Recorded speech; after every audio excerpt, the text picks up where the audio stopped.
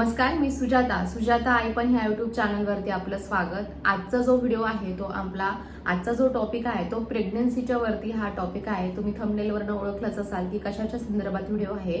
तर normal delivery होण्यासाठी 9व्या महिन्यामध्ये आपण कोणत्या गोष्टींची काळजी घेतली पाहिजे हे आज आपण ह्या व्हिडिओमध्ये बघणार आहोत. परंतु त्याआधी मी एक गोष्ट पूर्णपणे क्लिअर करते की मी कुठल्याही प्रकारची डॉक्टर वगैरे नाहीये. माझा हा एक एक्सपिरियन्स आहे. माझी आता 2 वर्षाची मुलगी आहे, आता माझी 3 वर्षाची मुलगी आहे आणि तिच्या टायमिंगला नॉर्मल डिलिव्हरी होण्यासाठी मी कोणत्या कोणत्या गोष्टींची काळजी घेतली, कोणत्या कोणत्या गोष्टींचा रिसर्च केला, काय काय गोष्टी माझ्या डॉक्टरांनी सांगितल्या किंवा माझ्या मैत्रिणीने किंवा माझ्या वहिनीने अशा कोणत्या गोष्टी माझ्याबरोबर शेअर केल्या की ज्याने तुझी नॉर्मल डिलिव्हरी होऊ शकते आणि त्याच्यामुळं मी त्या गोष्टींची काळजी घेतल्यामुळे माझी नॉर्मल डिलिव्हरी झाली. ही जर्नी आज मी तुमच्याबरोबर शेअर करणार आहे.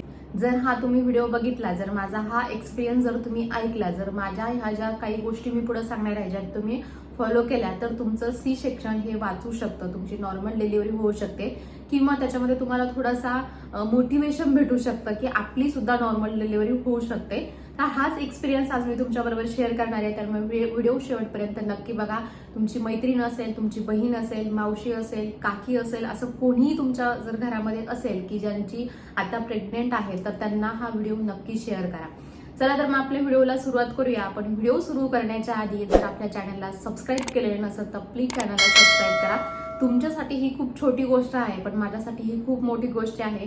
कारण की ह्या जर्नीतून मी जे आता माझं पॅरेंटिंग आता 3 वर्ष कंप्लीट झाले, माझी पॅरेंटिंग जर्नी सुरू झाली. तर भरपूर गोष्टी ह्या मराठीमध्ये इंटरनेटवरती किंवा युट्यूबवरती अवेलेबल नाहीये की काय भरपूर गोष्टींची मी माझ्या प्रेग्नन्सीमध्ये असेल किंवा माझ्या बाळाची कशी काळजी घेतली, बेबी केअर असेल, बेबी ऍक्टिव्हिटीज असतील, भरपूर गोष्टी, तिच्याबरोबरचा व्लॉग असेल. आता ती 3 वर्षाची आहे. काय काय अडचणी येतात पहिल्या महिन्यापासून ज्यावेळेस आपण प्रेग्नेंट राहतो त्याच्यानंतर सुद्धा डिलिव्हरी झाल्यानंतर काय काळजी घेतली पाहिजे, बाळाला कशा सवयी लावल्या पाहिजे, या सगळ्या गोष्टी मी माझ्या चॅनलवरती शेअर करत असते. आताच नाही, पुढे सुद्धा माझा चॅनल तुम्हाला उपयोगी पडणार आहे. त्याच्यामुळे चॅनलला नक्की सबस्क्राईब करा. चला तर मग व्हिडिओला सुरुवात करूया की नॉर्मल डिलिव्हरी होण्यासाठी तुम्ही 9व्या महिन्यामध्ये कोणत्या गोष्टींची काळजी घेतली पाहिजे.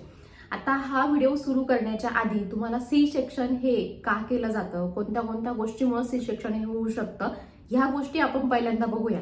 आता ह्या 4-5 गोष्टी मी जे सांगणार आहे त्या मी माझ्यावरनं सांगणार आहे. म्हणजे 9व्या महिन्यामधले जी पहिल्या आठवड्यात सोनोग्राफी केली होती त्या सोनोग्राफीमध्ये माझ्या ह्या सगळ्या गोष्टी क्लिअर होत्या. म्हणून मला डॉक्टरने पुढे सांगितलं होतं की तुझी नॉर्मल डिलिव्हरी होऊ शकते. आता त्या कोणत्या कोणत्या गोष्टी क्लिअर होत्या हे मी पहिल्यांदा तुम्हाला पहिली गोष्ट सांगते. तर पहिली गोष्ट, त्यांनी माझ्या पोटातलं पाणी बघितलं. म्हणजे बाळाच्या आजूबाजूचं जे पाणी असतं ते पाणी नॉर्मल आहे की नाही. जर ते पाणी नॉर्मल असेल, भरपूर पाणी असेल, तर मग तुझी नॉर्मल डिलिव्हरी होऊ शकते असं मला डॉक्टरांनी सांगितलं. कारण की पाणी जे असतं ते बाळाला खाली सरकण्यासाठी खूप हेल्प करतं आणि मग जर पाणी कमी असेल तर काही स्ट्रीप वगैरे दिले जातात की हे पाण्यामध्ये घेत जा, आणि पाणी पुढं कमी पडणार नाही. म्हणजे काही 15 दिवसात जर वाढलं तर वाढलं असं सांगितलं जातं. पण माझं पाणी हे नॉर्मल होतं. आता दुसरा पॉईंट म्हणजे जो होता तर प्लाझेंटा हा म्हणजे वरच्या साईडला आहे की खालच्या साईडला आहे ते पण त्या म्हणजे त्या सोनोग्राफीच्या रिपोर्टमध्ये असतं. प्लाझेंटा जर खालच्या साईडला असेल तर तुमचं सी सेक्शन हे होणारच असतं. कारण की खालच्या साईडला जर प्लाझेंटा असेल तर नॉर्मल डिलिव्हरी ही होऊ शकत नाही. कारण की प्लाझेंटा हा खूप महत्वाचा असतो आणि प्लाझेंटा हा माझ्या वरच्या साईडला होता. म्हणून मला सांगितलं होतं की तुझी नॉर्मल डिलिव्हरी याच्यासाठी काही रिस्क नाही आहे. तिसरी गोष्ट म्हणजे बाळाचं वजन हे पूर्णपणे नॉर्मल होतं. 2 ते 2.5 किलो होतं. 2.5 किलो जर बाळाचं जास्त वजन असलं, 3 ते 4 किलो वजन असलं तरी पण मग बाळाचं मग सी सेक्शन करावं लागतं. कारण की मग तेवढी म्हणजे जर बाळ हेल्दी असेल तर मग बाळ हे जर पिशवीचं तोंड हे बारीक असेल तर मग बाळ हे म्हणजे खाली येण्यासाठी प्रॉब्लेम येतो. ते पण मला सांगितलं की बाळाचं वजन पण नॉर्मल आहे. ह्या गोष्टी माझ्या नॉर्मल होत्या. चौथी गोष्ट म्हणजे बीपी वगैरे काही आहे का किंवा मग थायरॉइड आहे का. बीपी थायरॉइड असं मला काही नव्हतं, सगळं माझं नॉर्मल होतं. आणि चौथी गोष्ट म्हणजे तुमची तब्येत किती आहे. म्हणजे बीपी जर असला तर तब्येत ही जास्त असते आणि कमी तब्येत होती. म्हणजे जे माझं वजन होतं ते मेंटेन होतं. त्याच्यामुळं मला ज्यावेळेस माझा 9 मंथ सुरू झाला तर पहिल्या आठवड्यामध्ये ह्या गोष्टी सगळ्या चेक केल्यानंतर मला सांगितलं होतं की तुझी नॉर्मल डिलिव्हरी आता होऊ शकते. त्याच्यामुळं तू पेशन्स ठेव. आणि काही एक्सरसाइज त्यांनी मला करायला लावल्या होत्या. त्याच्यानुसार मी त्यांच्या सांगण्यानुसार एक्सरसाइज केले आणि शेवटी माझी नॉर्मल डिलिव्हरी ही झाली. आता हा सगळा भाग झाला म्हणजे ज्यावेळेस तुमचं 9 मंथ चालू होतं, 9 मंथ मधल्या पहिल्या आठवड्यामध्ये सोनोग्राफीमध्ये ह्या गोष्टी सांगितल्या जातात.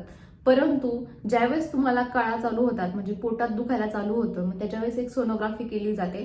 त्या सोनोग्राफीमध्ये जर काही आढळलं, म्हणजे बाळाने शी केली, त्याची बाळाची जी नाळ आहे ती कुठं आहे, जर ती पूर्ण नेकला, जर बाळाच्या जर मानेला पूर्ण तिचा जर विडा असेल तर पण मग सी-सेक्शन करावं लागतं, किंवा मग प्लाझेंटा कसा आहे, पाणी कसं आहे, बाळाचे ठोके कसे आहे, तुमचा बीपी कसा आहे. कारण की जरी बीपीचा वगैरे जर तुम्हाला त्रास नसला तर तुम्ही जास्त घाबरल्यामुळे पण बीपीचा फ्लक्च्युएट होत असतं. बीपी कसा आहे, ह्या सगळ्या गोष्टी डिलिव्हरीच्या वेळेस, म्हणजे सोनोग्राफीमध्ये डिलिव्हरीच्या वेळेस सांगितल्या जातात. पण ज्यावेळेस डिलिव्हरी होणार नसते, म्हणजे 9व्या महिन्याच्या पहिल्या आठवड्यामध्ये मला ह्या पहिल्या 4-5 गोष्टी सांगितल्या की ह्या तुझ्या सगळ्या नॉर्मल आहे आणि तुझी नॉर्मल डिलिव्हरी होऊ शकते. तर ह्या सगळ्या गोष्टी नॉर्मल ठेवण्यासाठी मी कोणत्या कोणत्या गोष्टींची काळजी घेतली ते आता आपण पहिल्यांदा बघूया. तर पहिल्या गोष्टीची मी जास्त काळजी घेतली ते म्हणजे मी काम भरपूर करत राहिले. मी आराम जास्त केला नाही. म्हणजे जर सगळं नॉर्मल असल्यामुळे आराम काय नाही, माझं सगळं काम जमत होतं, त्याच्यामुळे मी सगळे काम करायचे, वाचन वगैरे सगळं माझं डेलीचं शेड्यूल ठरलेलं होतं. दुसरी गोष्ट म्हणजे त्याच्यामध्ये मला असं मी रिसर्च नंतर त्याच्यावर चालू केला की नॉर्मल डिलिव्हरी ही कशामुळं होऊ शकते. माझी एक वहिनी होती, माझी एक बहीण होती, त्यांनी मला त्यांची नॉर्मल डिलिव्हरी झालेली होती, त्यांनी मला काही गोष्टींच्या टिप्स दिल्या होत्या, तर त्या मी फॉलो केल्या.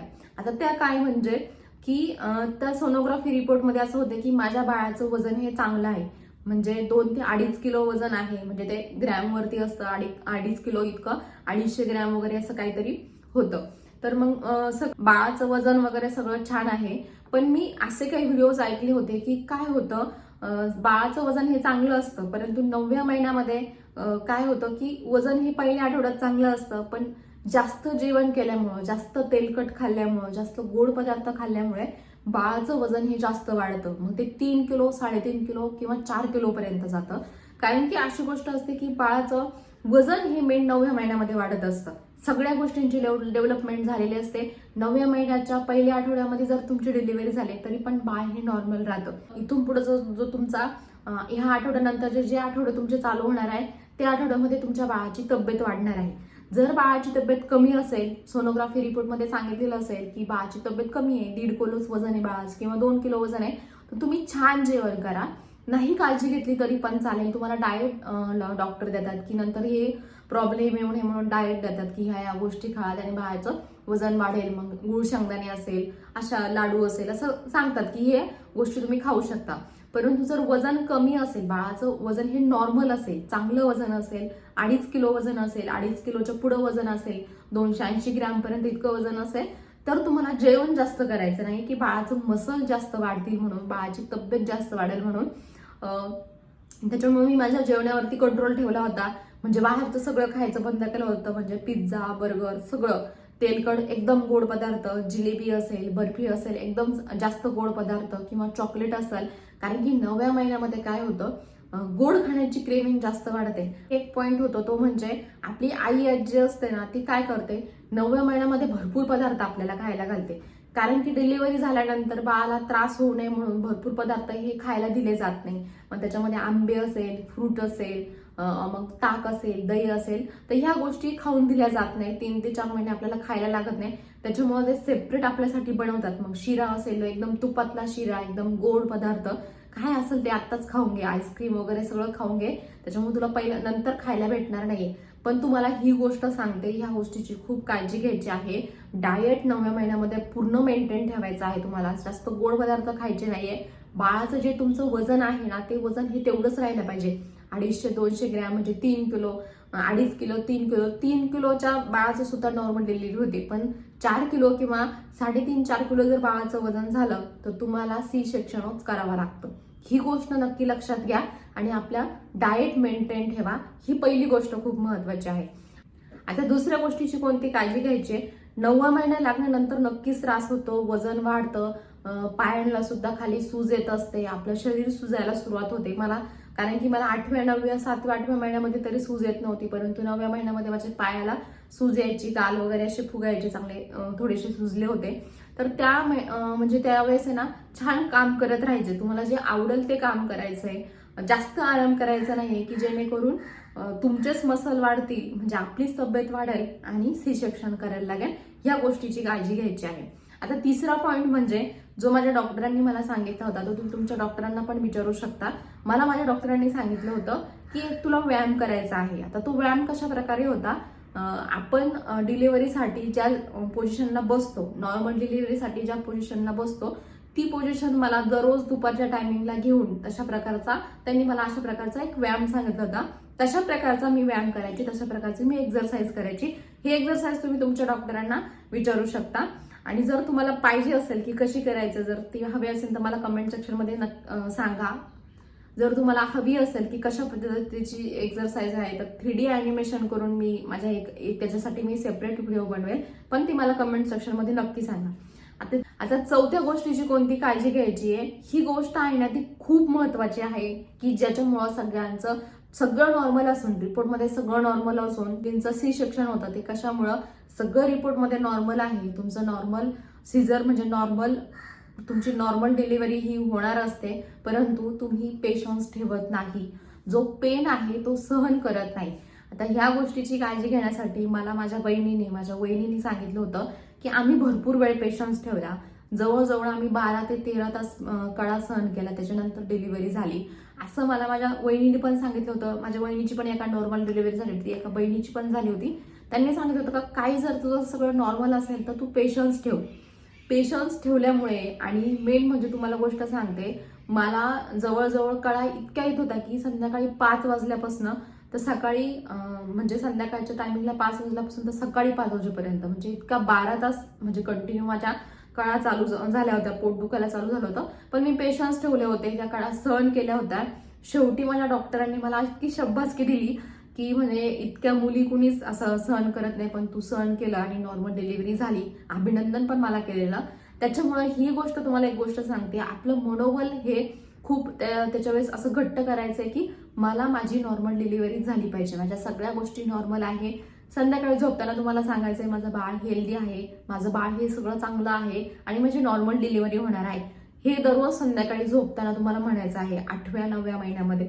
ह्या जर गोष्टी तुम्ही बघाल की सबकॉन्शियस माइंड म्हणजे एक विचार प्रतिकार शक्ती असते, ती एक शक्ती असते, ते सुद्धा कधी कधी म्हणजे खरं होऊन जातं. त्याच्यामुळं ही एक गोष्ट मी केली होती की दररोज संध्याकाळी झोपताना मी सांगायची की माझं बाळ खूप हेल्दी आहे, खूप छान आहे, सगळं नॉर्मल होणार आहे, नॉर्मल डिलिव्हरी होणार आहे, ही दररोज मी सांगायचे. आणि ह्या गोष्टीमुळे माझी छान नॉर्मल डिलिव्हरी झाली आणि आत्ता मला काही त्रास होत नाही. जर तुम्ही हा पेशन्स म्हणजे हा जो पेन सहन केला, तर आयुष्यभर तुम्हाला पेन सहन करायला लागणार नाही. आता कारण की सांगते, माझ्या आईचं माझ्या घरामध्येच एक उदाहरण होतं. माझ्या आईचे 3 सिझरियन झालेले, 3 सी सेक्शन झालेले आहे. त्याच्यामुळे तिने मला ठरवलं होतं की मी माझ्या मुलीची सी सेक्शन होऊन देणार नाही, कुठल्याही परिस्थितीचं नॉर्मल डिलिव्हरी करायची. तिने मला त्याच्यासाठी काळजी पण घ्यायला लावली होती. कारण की जर सी सेक्शन झालं तर तुम्हाला सांगते, ती इतकी आजारी असते आता, प्रत्येक दिवस तिचा म्हणजे असा असतो की सगळा दिवस तिचा दुखण्यात जातो. मग गुडघे दुखणे असाल किंवा कंबर दुखणं असाल, की लहानपणापासून मी तिला बघते की कायम तिचं एक दुखणं असायचं का माझं कंबर खूप भरलंय आणि माझं कंबर खूप दुखतंय, आणि तिचं खूप कंबर दुखायचं. पण तिच्याबरोबरच्या ज्या आमच्या आत्या वगैरे ज्यांची डिलिव्हरी झालेली, ज्यांची नॉर्मल डिलिव्हरी झालेली, त्या आता खूप चांगली आहेत, हेल्दी आहेत, म्हणजे जातात फिरतात, चांगली लाईफ म्हणजे जगतात. परंतु माझ्या मम्मीकडे बघून मी ठरवलं होतं की नाही, आपली ही नॉर्मल डिलिव्हरी झाली पाहिजे. आणि ह्या गोष्टीसाठी मी खूप काळजी घेतली होती. त्याच्यामुळे तुम्हाला ही गोष्ट सांगते की सगळ्या गोष्टी जर तुमच्या नॉर्मल असेल, डॉक्टरांना तुम्हाला म्हणजे सांगायचे की मला पेशन्स ठेवायचे, मला सहन करायचं आहे, आणि मग तुमची नॉर्मल डिलिव्हरी ही होऊ शकते. त्याच्यामुळे ह्या गोष्टी, सी सेक्शन हे काय वाईट आहे अशी गोष्ट नाही. आत्ताचे सी सेक्शन उलट चांगले आहेत, 4-5च टाके पडतात. आता मी माझ्या मम्मीच्या काळातलं सांगते की पार इथून तर इथपर्यंत पूर्ण फाडलेलं असायचं, पूर्ण म्हणजे जवळजवळ 14 ते 15 टाके पाडलेले असायचं. इतकं सी सेक्शन तेव्हाच अवघड होतं. आता टेक्नॉलॉजी पुढे गेलेली आहे, सी सेक्शन जरी पण झालं तरी पण 5-6 टाके पडतात. परंतु पेन जे व्हायचं आहे ते पेन हे होतच. आणि मेन जे पेन कशामुळे होतं, कारण की ते सी सेक्शन होण्यासाठी जे कमरेवरती जे इंजेक्शन दिलं जातं ना, ते हाड आयुष्यभर खूप दुखत असतं. ते एकदम हाडामध्ये ते इंजेक्शन दिलं जातं आणि त्या इंजेक्शनमुळं जास्त पेन होतं. त्याच्यामुळं काही जे करायचं असेल, जरी तुमचा आता 9वा महिना चालू असेल, सगळ्या गोष्टी जर नॉर्मल असेल तर ह्या गोष्टींच्या ज्या मी सांगितल्या आहेत ती नक्की काळजी घ्या. नक्की बघा तुमचं नॉर्मल डिलिव्हरी होईल आणि पुढच्या ह्या जी तुमची जर्नी आहे त्याच्यासाठी नक्की शुभेच्छा. आणि जर हा व्हिडिओ आवडला असेल तर मला लाईक करा, कमेंट करा. आणि अजून काही अडचणी, जर तुम्हाला काही प्रश्न विचारायचे असेल तर ते तुम्ही कमेंट सेक्शनमध्ये विचारू शकता. कसा वाटला व्हिडिओ मला हे कमेंट सेक्शनमध्ये नक्की सांगा. आणि सुजाता आयपण अशाच नवीन नवीन टिप्ससाठी सुजाता आयपण ह्या युट्यूब चॅनलला सबस्क्राईब करा.